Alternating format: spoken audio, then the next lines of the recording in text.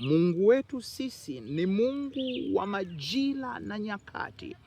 Kuna nyakati unaweza ukapitia huzuni, kuna nyakati unaweza ukapitia maumivu, kuna nyakati unaweza ukapitia magonjwa, kuna nyakati unaweza ukapita kwenye kudhalaulika sana, kuna nyakati unaweza ukapita kwenye kukata tamaa. Lakini Zaburi ya 91 na mstari wake wa 15 anasema atakuwa nawe tabuni.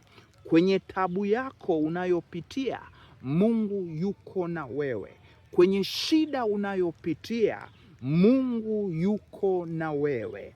Anasema Daudi, nijapopita kwenye bonde la uvuli wa mauti, ujapopita kwenye magonjwa, ujapopita kwenye matatizo, ujapopita kwenye madeni, ujapopita kwenye misukosuko ya makesi na mambo mengine, lakini Daudi anasema gongo lako na fimbo yako vinanifariji. Maana yake tumaini la Mungu na neno la Mungu na maombi yako ya kufariji, ya kupe amani kuwa Bwana Mungu wa Ibrahimu, Isaka na Yakobo hajawahi kuniacha.